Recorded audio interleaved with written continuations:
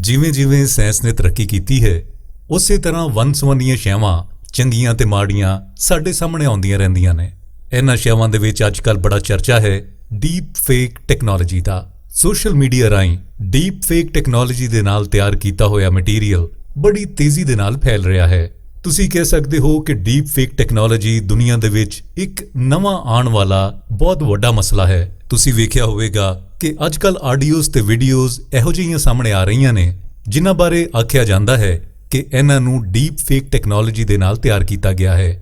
ਇਹਨਾਂ ਆਡੀਓਜ਼ ਤੇ ਵੀਡੀਓਜ਼ ਦੇ ਵਿੱਚ ਕੀ ਹੁੰਦਾ ਹੈ ਤੇ ਇਹਨਾਂ ਨੂੰ ਕਿਹੜੇ ਮਕਸਦ ਵਾਸਤੇ ਇਸਤੇਮਾਲ ਕੀਤਾ ਜਾ ਸਕਦਾ ਹੈ, ਇਸ ਵੀਡੀਓ ਦੇ ਵਿੱਚ ਇਹਨਾਂ ਸ਼ੈਵਾਂ ਨੂੰ ਜਾਣਨ ਦੀ ਕੋਸ਼ਿਸ਼ ਕਰਾਂਗੇ। ਆਮ ਤੌਰ ਤੇ ਡੀਪ ਫੇਕ ਟੈਕਨੋਲੋਜੀ ਰਾਹੀਂ ਹਾਲੇ ਤੱਕ ਜਿਹੜੀਆਂ ਵੀਡੀਓਜ਼ ਸਾਹਮਣੇ ਆਈਆਂ ਨੇ ਉਹਨਾਂ ਦੇ ਵਿੱਚੋਂ ਬਹੁਤੀਆਂ ਜਿਹੜੀਆਂ ਨੇ ਉਹ ਸਿਆਸੀ ਮਕਸਦ ਵਾਸਤੇ ਤਿਆਰ ਕੀਤੀਆਂ ਗਈਆਂ ਨੇ। ਹੁਣ ਇਹਨਾਂ ਵੀਡੀਓਜ਼ ਦੇ ਵਿੱਚੋਂ ਕਿਹੜੀ ਅਸਲੀ ਹੈ ਤੇ ਕਿਹੜੀ ਨਕਲੀ, ਇਹਨਾਂ ਨੂੰ ਕਿਸ ਤਰੀਕੇ ਦੇ ਨਾਲ ਪਛਾਣਿਆ ਜਾ ਸਕਦਾ ਹੈ, ਅੱਜ ਦੀ ਵੀਡੀਓ ਵਿੱਚ ਅਸੀਂ ਇਸੇ ਬਾਰੇ ਗੱਲ ਕਰਨ ਜਾ ਰਹੇ ਹਾਂ। ਸਭ ਤੋਂ ਪਹਿਲੇ ਅਸੀਂ ਗੱਲ ਕਰਾਂਗੇ ਕਿ ਡੀਪ ਫੇਕ ਟੈਕਨੋਲੋਜੀ ਹੈ ਕੀ। ਚਲੋ ਪਹਿਲੇ ਇਹਨੂੰ ਡਿਸਕਸ ਕਰਦੇ ਹਾਂ।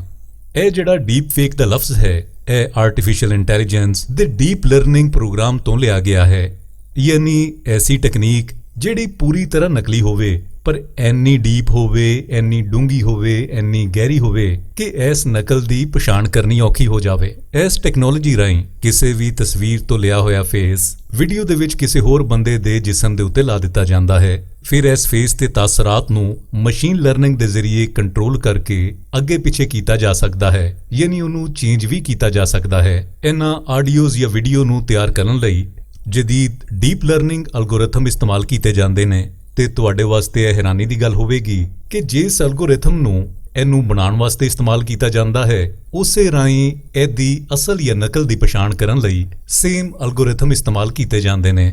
ਹੁਣ ਹੁੰਦਾ ਕੀ ਹੈ, ਇਹ ਵੀਡੀਓਜ਼ ਕਿਸ ਤਰ੍ਹਾਂ ਬਣਦੀਆਂ ਨੇ। ਡੀਪ ਫੇਕ ਵੀਡੀਓ ਤਿਆਰ ਕਰਨ ਲਈ ਸੌਫਟਵੇਅਰ ਨੂੰ ਟਾਰਗੇਟ ਤੋਂ ਮੁਤਲਕ ਮਾਲੂਮਾਤ ਫਰਾਹਮ ਕੀਤੀਆਂ ਜਾਂਦੀਆਂ ਨੇ। ਮਸਲਨ ਉਹਦੇ ਬੋਲਣ ਦਾ ਸਟਾਈਲ ਕੀ ਹੈ ਤੇ ਜਦੋਂ ਗੱਲ ਕਰਦਾ ਹੈ ਹੱਥਾਂ ਤੇ ਚਿਹਰੇ ਦੀਆਂ ਹਰਕਤਾਂ ਕਿਹੜੀਆਂ ਹੁੰਦੀਆਂ ਨੇ ਤੇ ਹਾਂ ਜਾਂ ਨਾ ਕਹਿਣ ਦੇ ਵਿੱਚ ਉਹਦਾ ਸਟਾਈਲ ਕੀ ਹੁੰਦਾ ਹੈ, ਯਾਨੀ ਉਸ ਐਲਗੋਰਿਥਮ ਰਾਹੀਂ ਉਸ ਟਾਰਗੇਟ ਦੀਆਂ ਨਿੱਕੀਆਂ ਸ਼ੈਵਾਂ ਵੀ ਉਹਦੇ ਅੰਦਰ ਫੀਡ ਕਰ ਦਿੱਤੀਆਂ ਜਾਂਦੀਆਂ ਨੇ। ਇੱਥੋਂ ਤੱਕ ਕਿ ਗੱਲ ਕਰਦਿਆਂ ਮੱਥੇ ਦੇ ਉੱਤੇ ਬਣਨ ਵਾਲੀਆਂ ਲਕੀਰਾਂ ਤੇ ਹੋਰ ਐਕਸਪ੍ਰੈਸ਼ਨ ਵੀ ਇਹਦੇ ਵਿੱਚ ਰਿਕਾਰਡ ਕਰ ਦਿੱਤੇ ਜਾਂਦੇ ਨੇ। ਹੁਣ ਅਗਲੀ ਵਾਰੀ ਆਂਦੀ ਹੈ ਆਵਾਜ਼ ਦੀ।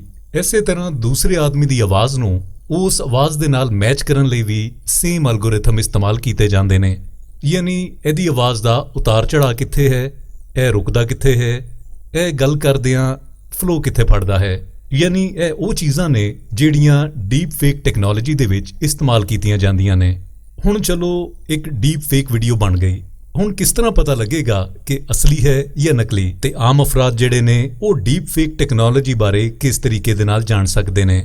ਹੁਣ ਇਹਦਾ ਸਿੰਪਲ ਜਿਹਾ ਫਾਰਮੂਲਾ ਜਿਹੜਾ ਹਾਲੇ ਤੱਕ ਸਾਹਮਣੇ ਆਇਆ ਹੈ ਕਿ ਆਦਮੀ ਦੇ ਗੱਲਬਾਤ ਕਰਨ ਦੇ ਨਾਲ ਉਹਦੀਆਂ ਅੱਖੀਆਂ ਚਮਕਣ ਦੀ ਰਫ਼ਤਾਰ ਨੂੰ ਵੀ ਨੋਟ ਕੀਤਾ ਜਾਂਦਾ ਹੈ। ਇਸੇ ਤਰੀਕੇ ਦੇ ਨਾਲ ਗੱਲਾਂ ਤੇ ਮੱਥੇ ਦੇ ਉੱਤੇ ਬਣਨ ਵਾਲੀਆਂ ਲਕੀਰਾਂ ਦੇ ਨਾਲ ਵੀ ਅਸੀਂ ਕਿਸੇ ਵੀਡੀਓ ਦੇ ਅਸਲੀ ਜਾਂ ਨਕਲੀ ਹੋਣ ਦਾ ਪਤਾ ਲਾ ਸਕਦੇ ਹਾਂ। ਇਹ ਚੀਜ਼ ਸਿਰਫ ਸਿਆਸੀ ਮਕਸਦ ਵਾਸਤੇ ਇਸਤੇਮਾਲ ਨਹੀਂ ਕੀਤੀ ਜਾਂਦੀ ਬਲਕਿ ਬਹੁਤ ਸਾਰੀਆਂ ਜ਼ਨਾਨੀਆਂ ਨੂੰ ਵੀ ਇਸ ਬਾਰੇ ਬੜੀ ਪ੍ਰੋਬਲਮ ਹੁੰਦੀ ਹੈ। ਇੰਟਰਨੈਟ ਜਾਂ ਸੋਸ਼ਲ ਵੈਬਸਾਈਟ ਦੇ ਉੱਤੇ ਅਸੀਂ ਬਾਜ਼ ਔਕਾਤ ਆਪਣੀਆਂ ਫੋਟੋਆਂ ਅਪਲੋਡ ਕਰ ਦਿੰਦੇ ਹਾਂ। ਬਾਜ਼ੇ ਵੇਲੇ ਨੈਗੇਟਿਵ ਥਿੰਕਿੰਗ ਦੇ ਲੋਕ ਇਹਨਾਂ ਫੋਟੋਆਂ ਤੇ ਇਹਨਾਂ ਵੀਡੀਓਜ਼ ਨੂੰ ਡੀਪ ਫੇਕ ਟੈਕਨੋਲੋਜੀ ਰਾਹੀਂ ਇੰਤਕਾਮੀ ਕਾਰਵਾਈਆਂ ਲਈ ਇਸਤੇਮਾਲ ਕਰ ਸਕਦੇ ਨੇ।